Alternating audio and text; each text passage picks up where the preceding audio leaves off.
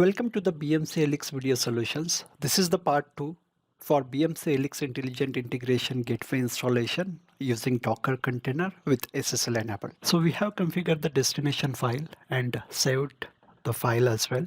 So let me go back to the documentation. So this is the destination file which we have created, and there are optional parameters like proxy username, etc., which user can update if required. And then here is the official steps for creating the access and access secret keys.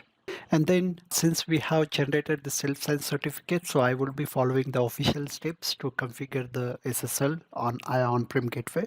So let me open this documentation. So create the cert directory if it is not present under the conf, and then copy the certificates in this cert directory which we created using the script, self-signed certificate creation script, and then via the nginx conf file, and then replace the certificate name with the fqdn. So we'll do that. So I have already copied the certificate via nginx conf file. Let's replace the certificate and then the key file. Save the file. Let's go back to the documentation. Let's bring the application up. Let me go to the HII directory. This will take a couple of minutes to bring the application up. Let's check whether all the containers are running fine or not. Let me put the watch.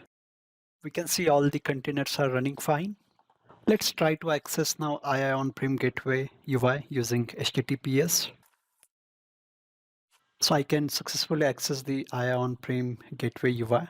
Now let's import the destination which we created. So click over here, then backup, restore, import, then give the location.